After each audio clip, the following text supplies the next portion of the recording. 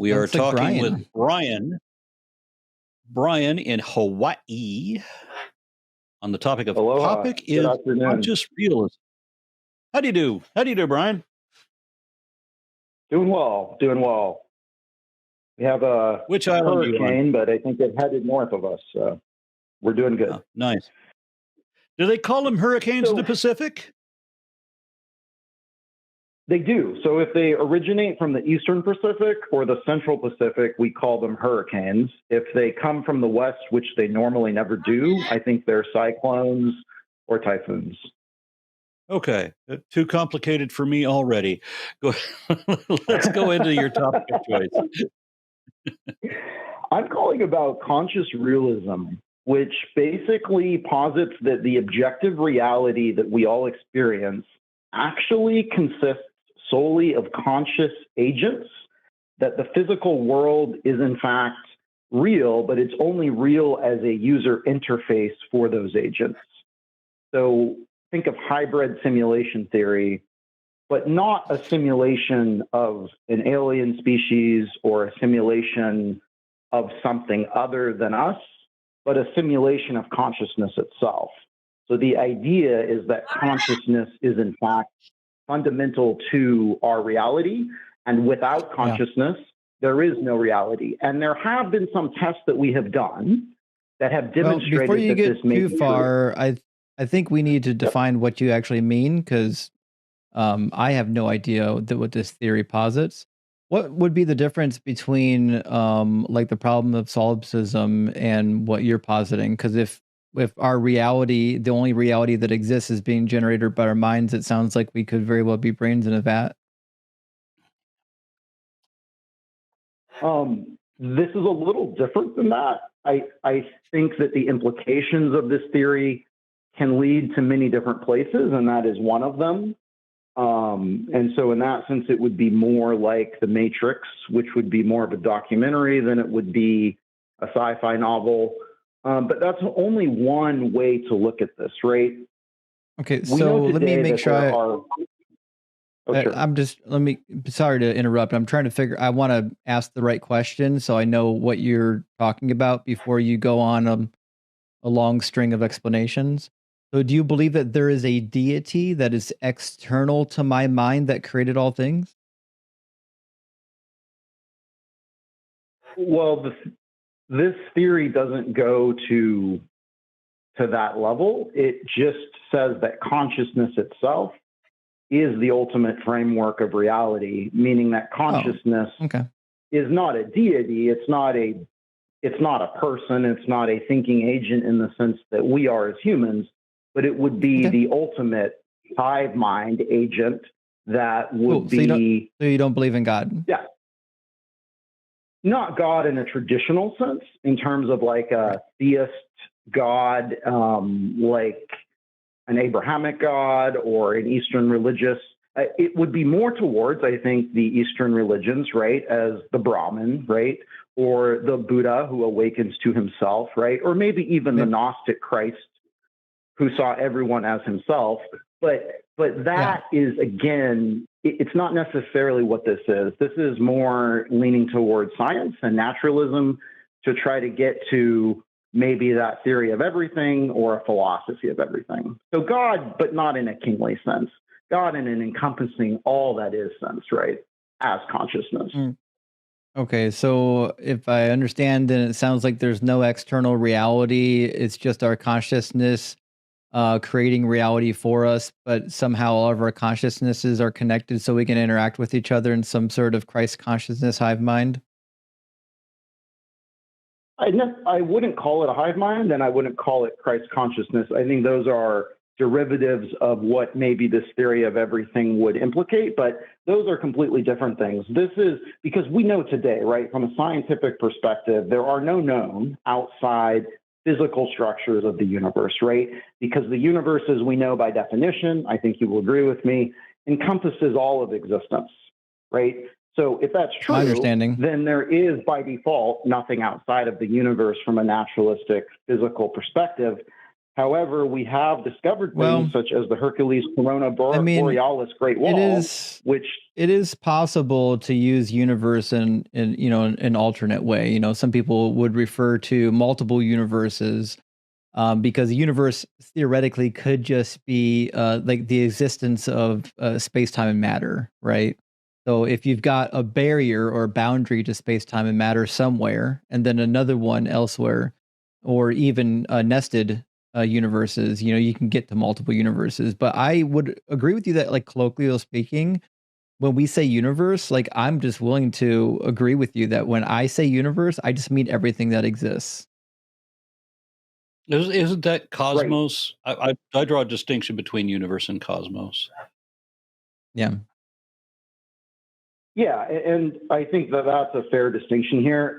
This, I think, is more conceptual in the sense that it's exploring things that could exist, like geometric objects, right, and other dimensions or realms beyond our physical universe that we experience. It could be a part of the So we multiverse do or have something else. we do have a physical universe Right, made of right. atoms. But So it's not a that simulation. physical universe is but it's a projection of consciousness. So it's not a simulation in a sense of like a Atoms computer exist. simulation. It's a Do projection atoms of exist? consciousness.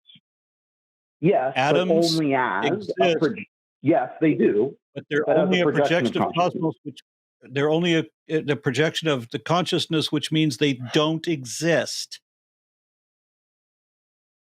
Well, again, they exist within dimensional space-time, which is our reality, but Or ultimately, from an within ultimate it's a conceptual projection of reality, they don't. consciousness. So is it a dream or is it reality? You're telling me it's a dream, a projection of So consciousness. again, this theory, I think you're getting into more Eastern religions, I think, that would teach more that. And I'm not saying that. I'm saying that there may be geometric structures outside dimensional space and Wait, time, such as the amphilohedron or the tetrahedron, that would explain do our you physical reality. believe And it could that mean that, it could consciousness not is mean that. immaterial? Brian, do you think consciousness is immaterial? According to this theory, it is the thing that it is the subject of all objects, meaning it is the ultimate. It is the experience of everything, and so in a Right. sense, We'll try it's this again. immaterial. So It experiences itself back as up, material, Brian. but in an Brian, I ultimate sense, know it's like not. you're having a brain spasm right now because I asked you a question that only requires a yes or no, and you didn't want to give me one, so I'll try again. Do you believe that consciousness is material or isn't material? Do you think that it's immaterial?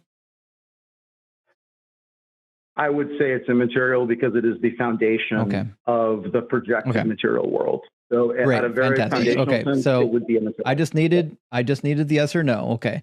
So if our It so consciousness frustrates is me. It so frustrates me how people get everything exactly backwards, because consciousness is an aspect of biology.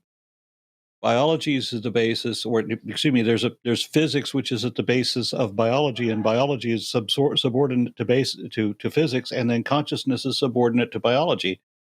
But you've just turned it all on its head to say that everything is a dream. And I have to tell you, this is my least favorite argument. I absolutely hate the thing about that nothing is real, that everything is imagined. I've hated that argument since I was a kid because it's so vacuous and indefensible. Right. And I completely understand, which is one of the reasons I think that people like Donald Hoffman, a cognitive scientist at UCLA, Irvine, and others are beginning to catch on to this, is that it's not something that I think we would naturally think of. And so that's why it is interesting, but it is only interesting in a theory of everything type of way. I think this would transcend any type of religion or thought of that. I think this is talking about object and subject, and that consciousness itself would be the subject of all objects. And okay, subject of all objects. So it's not the basis, which is what you said a moment ago. So It's not the reality is basis of not physical projection reality, of but the mind. it's the projection. physical reality is the projection of consciousness. So it is foundational. So instead of the material perspective, Exactly that opposite. consciousness originates from the brain. Yeah, exactly opposite. It is, yep. It is exactly opposite to what we traditionally have been taught and know of science. But in cognitive science, a new theoretical way of looking at physics and the general world, we are beginning to discover these things, and it's actually a mathematical equation. So what Donald Hoffman I've has talked to done an awful lot of is psychiatrists, parapsychologists, neuroscientists, and so forth. I haven't talked to a lot of psychiatrists, but I have talked to neuroscientists. I've never heard this from a neuroscientist. I only hear this from people who don't understand neuroscience.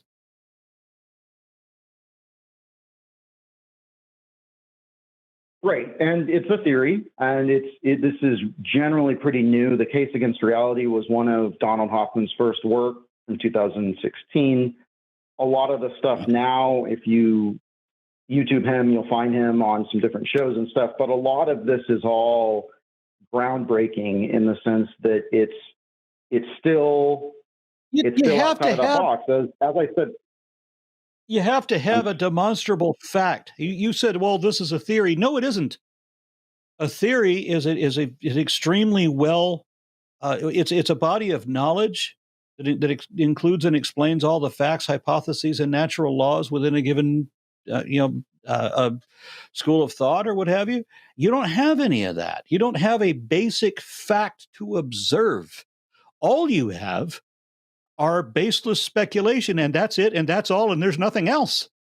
And it's exactly opposite of everything we actually do observe. Neuroscientists have the opposite position from you, from what you say that neuroscientists would support. They don't. Exactly opposite. The majority of them do. You're correct. However, in this new field or new expression of science, cognitive science, they're beginning to see. I mean, there's 92 published works from Donald Hoffman. The majority of these are on there. They're beginning to see this. What? Okay, cite a study.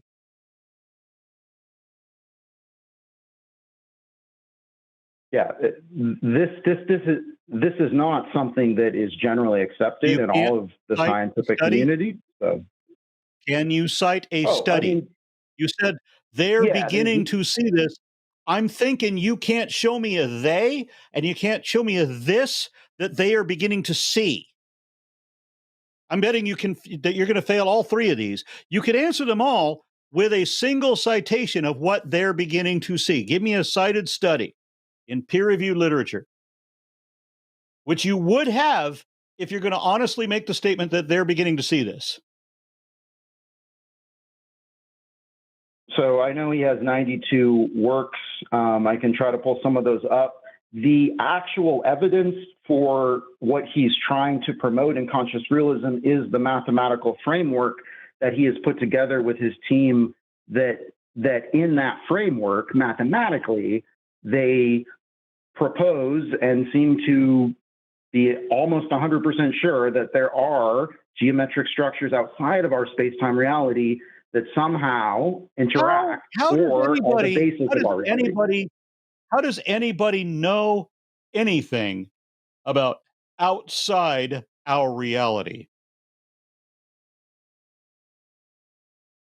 A great question. Show me, write me that study, because that'll be the groundbreaking study. That will be the Nobel Prize. I 100% agree with where you're coming from, and there's one of the publications preprint from October 2024. One of the more recent ones is called Traces of Consciousness from Donald Hoffman, Jitan Prakash, and Swapan Chattopadhyay. But there are multiple. There's 92. If I go to ResearchGate, it shows 92 publications by Donald Hoffman from the University of California at Irvine. Can you cite one study that supports what you're saying now? What you said, they are beginning to see this. Okay. So the best one I got for you of these is called. You meant geometric shapes outside of reality, which by definition means not real.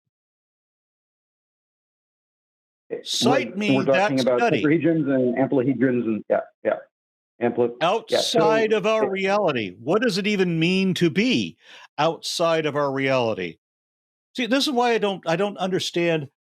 You identified as a theist, and you may as well just said irrational, because that's the way it always wraps up to me. You don't have an argument that can be based on any actual facts. There's nothing you can actually show. All you do is assert things you cannot defend. Show me that there's a there. Show me that there's some truth to what you're saying. Cite me a peer-reviewed study where they showed geometric shapes outside of reality, and how they are beginning to see that reality is a projection of the mind, which is, again, absolute nonsense. It's completely upside down and backwards. Well, upside down and backwards would make sense, but it's upside down or backwards. But what about the CERN study where consciousness did not view an object and they believe that material object did not exist because consciousness was not projecting it or aware of it? There's a third study? So there's two prior studies? Okay, so cite me the 3 studies and what they show. Okay, so back to Donald Hoffman real fast.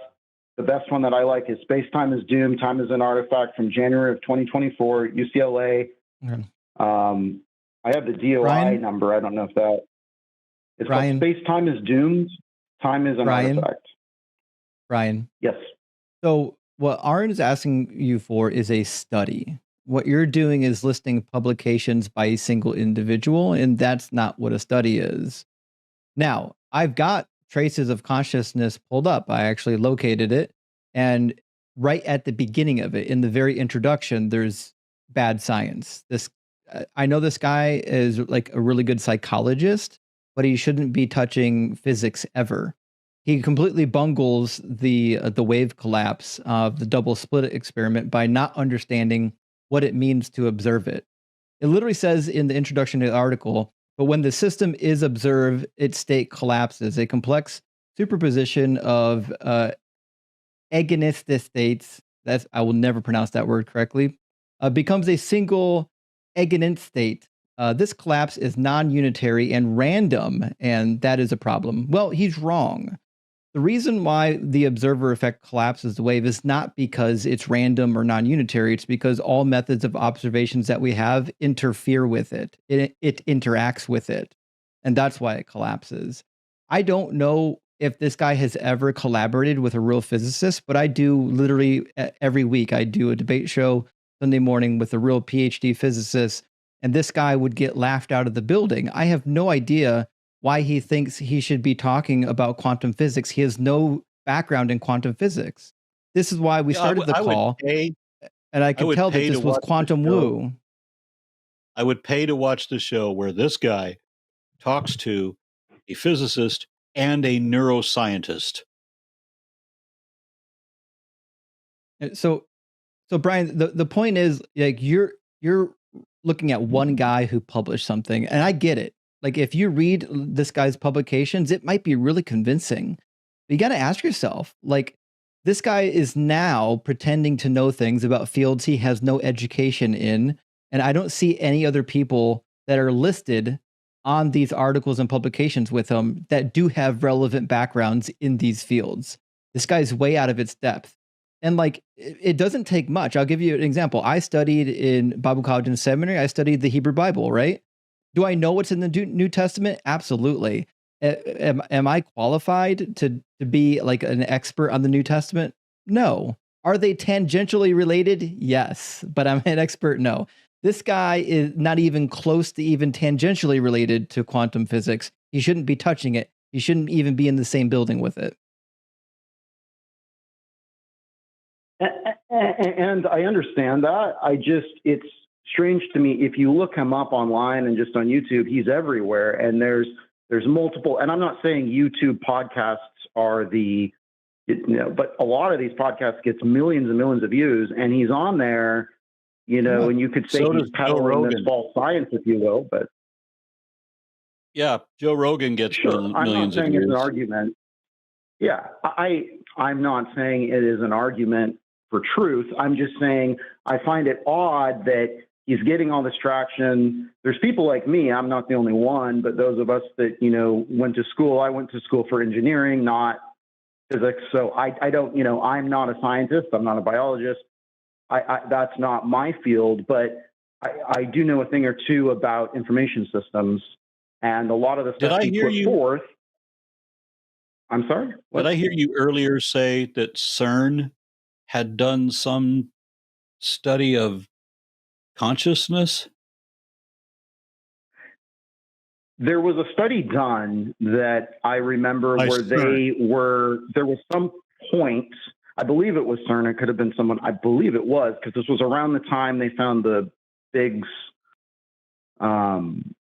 particle, which is the God particle, but not what we think it is, right? And then they also were able to take a proton from our reality or our dimension, and it went out of our dimension. They don't know what that means, but it means that there's some other dimension to our reality, which I think was something we proposed. But then there was another one around that time, I want to say in the last 10 years, where they were able to determine that if consciousness was not locked on a object in our physical reality, the atoms, that object in quantum physics, we know that it can be in two places at the same time, but also that that we somehow are affecting the quantum field, right?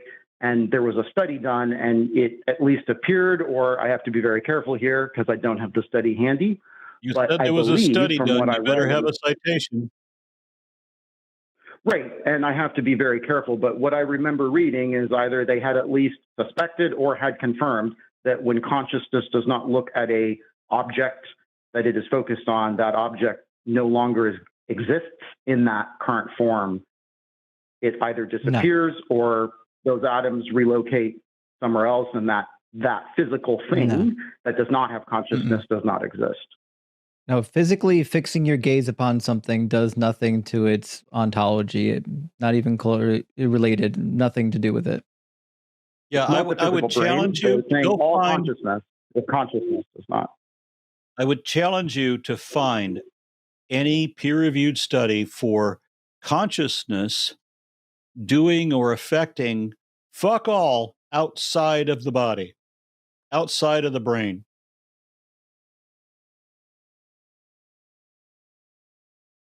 I'm betting you will never find anything that consciousness does anything at all outside of the body. No effect whatsoever. Which means that consciousness cannot be the basis on which reality is built. There's no evidence that we have that consciousness at this time can exist outside of a body. I think what Donald Hoffman's proposing is that consciousness chooses to insert itself in whatever bodies it chooses. Could be animals, could be human, anything with consciousness, right? And then that, in fact, is all there is. But it is the, so again, I is encourage you to reevaluate. Reevaluate your position completely because it is baseless. It's wild, at least. Yeah. Let me ask you a question, Brian. What's the mechanism by which immaterial consciousness can produce the material world like atoms in space-time? I don't know, right? And that's not something that I think, I don't think we could ever know that. But if it is true that there are geometric shapes outside of space and time, it means that there is something outside of this reality, which would propose that whatever that thing is, it is whatever we are and is whatever is expressed. Somebody send me a peer-reviewed study that anybody ever verified any geometric shapes outside of our reality. Show me any study where anybody ever recognized anything, not just geometric shape, but anything, wave function, anything outside of our reality. Because I think that, how would the British put it? Oh, it's bollocks, what you're saying. Yeah. The closest I got for you is the Hercules Corona Borealis Great Wall, which is that colossal structure 10 billion light years across. It is so large it questions what our theories of cosmological events are. And I understand that's not proof of anything. That does not in any way imply geometric shapes outside of our reality. That does not substantiate your false claim that anybody has seen geometric shapes outside of our reality or verified any fuck all outside of our reality, nor that consciousness is the basis of anything. Your whole position, all of it, is entirely baseless. You have nothing to stand on. So the amplitude, and to be sure, which is the to be sure, the Hercules. Well, Brian, you meant the Hercules Corona Borealis is just a galaxy structure. It's a cloud of galaxies. Like, we know it exists within the reality that we live in. Yeah, we see it. It's in the universe. It's not external to the universe. I understand, but how it forms and how we understand it questions our cosmological theory of everything. And so I'm using that like what? as a string point. But you're right. It's the tetrahedrons and it's the amplitudes outside of space and time that we would discover through the mathematical framework. What is it questioning? What is it questioning? It's questioning the concept of space-time itself, because if there's structures outside of our space and time, it means that that's fundamental to this reality. That's what I'm asking. How is it questioned? How? Who's saying that this galaxy cloud is existing outside of space-time? No, I'm not saying the Hercules Corona Borealis Great Wall is. I'm saying the amplituhedrons and the tetrahedrons exist theoretically as shaped geometric objects. Try to hang of our space. Brian, hang on. We're not talking about dodecahedrons. We're talking about this galaxy structure, okay? This galaxy cluster exists within our reality, correct? Yes. And within our universe, correct? Yes. Okay. So what does this cluster of galaxies have to do with something existing outside of our reality? It challenges our current cosmological models and the recent data that we get from gamma ray bursts that suggest that, well, it suggests that our entire understanding of even the Big Bang, right, like all of cosmology itself, is now under question by our recent study. I'm asking how. The things that were, for example, it's much larger than individual galaxies and clusters that we've ever seen, and what we first thought is completely different. And it seems odd to find this in the universe. Are you saying that there are galaxies and galaxy clusters that are more fully formed closer to the Big Bang than we expected? Because we've known that for a while, ever since the James Webb.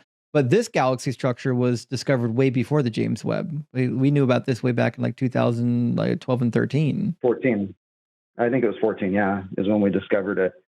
So the reality is, it's not. I fail to understand how this galaxy structure challenges anything within physics. I mean, if all you're saying is there wasn't enough time for it to form after the Big Bang, I'm not a cosmologist, then that's already being accounted for. The dating of the Big Bang is already being modeled as being, a little bit further back than what it previously was. And this is obviously because there are new mathematics being formulated that are explaining the rise of fully formed galaxy earlier than what was expected. But again, this has nothing to do with whether or not it's challenging all of our idea of space-time and relativity. Like, that'd be utter nonsense. You can adjust a timeline by 5% and call it a day. Like, that's nothing. That's within a deviation of error. True, but our cosmology models, right? So the complete models, not just of the Big Bang, right, but all of cosmology, are changing because of this one discovery, which makes cosmologists wonder if... No, it's not. You didn't list one thing that's changing yet. Cosmology is correct. Brian, list one thing that's changed. The models, all of the models that the cosmologists use have changed because of this discovery. How? Of galaxies How have they changed? And the multiverse and string theory, all the stuff. Like have everything. They changed? again, I'm not a cosmologist. I can't give you particular examples, but you can go to Google and you can type it in and it'll tell you. So. Yeah, I'm pretty sure string theory was a mathematic theory, not a scientific theory, but I'm pretty sure, if I remember correctly, that they didn't have a model. And yeah, they want a model of everything, but they don't have one. So that can't be challenged. It doesn't yet exist. You said that they are seeing that consciousness is the basis of reality and that reality is a projection of consciousness. You have said absolutely nothing to support that. You made a handful of other claims you have not supported in any way at all.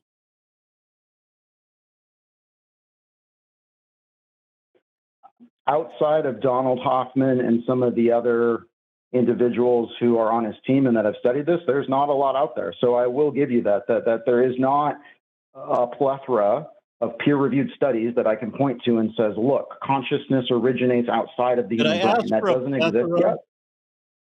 Did I ask for I asked you to show me that there's some truth to what you say.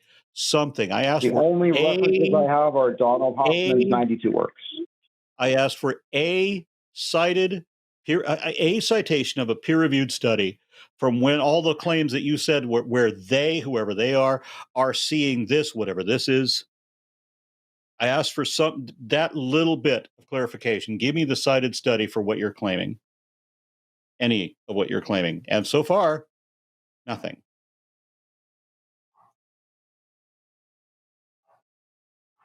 Ryan, let me suggest something.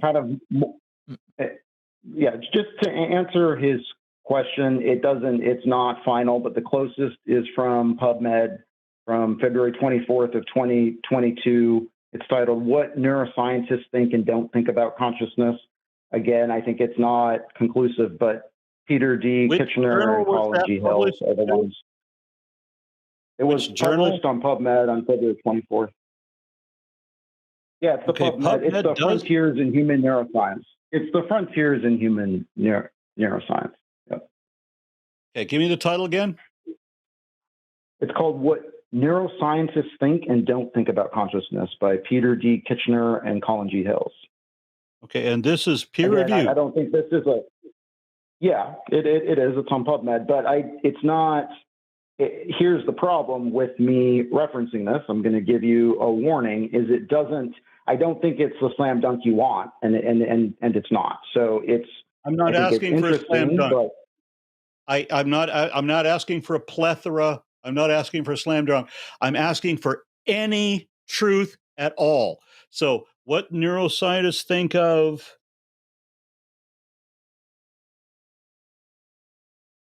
What was it? The title again is What neuroscientists think of? Think of consciousness. Consciousness. Yep. Okay.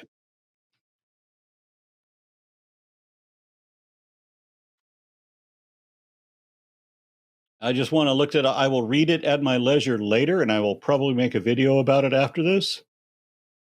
What neuroscientists think and don't think? Is that the title? Think about consciousness. Yep. And don't think. Yep. And don't think. Okay. One.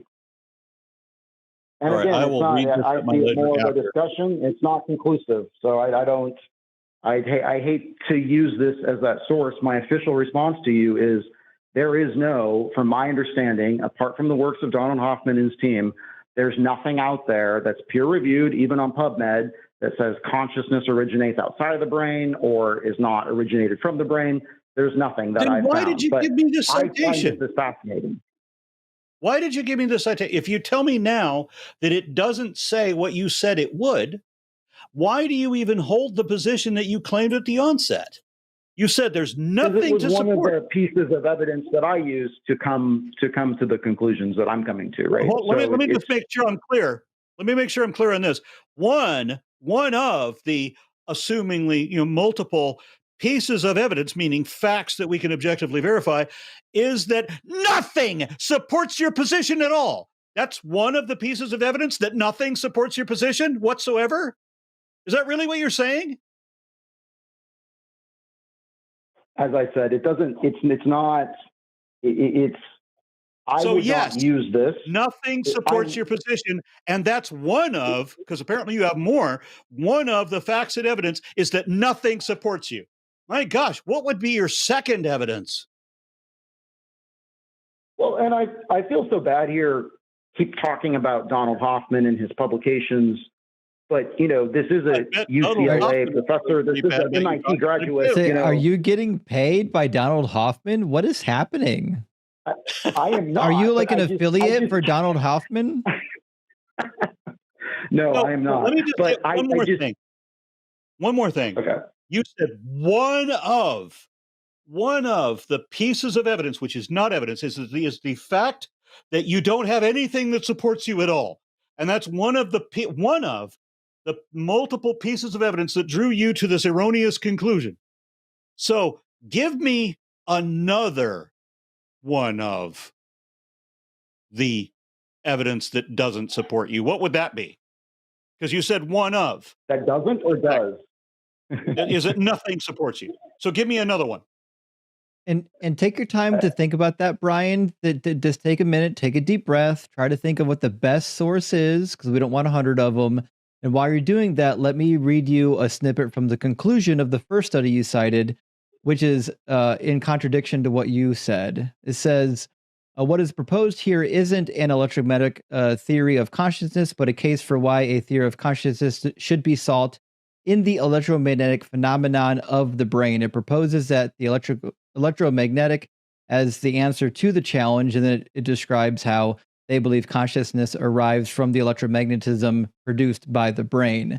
So in this particular study, they're suggesting that consciousness derives from the brain itself. They're just trying to figure out what the mechanism is that causes it, and they're pointing towards electromagnetism. Okay, so that answers his second question. One of the evidences or the facts and evidence that supports his position is that nothing supports his position. That's one.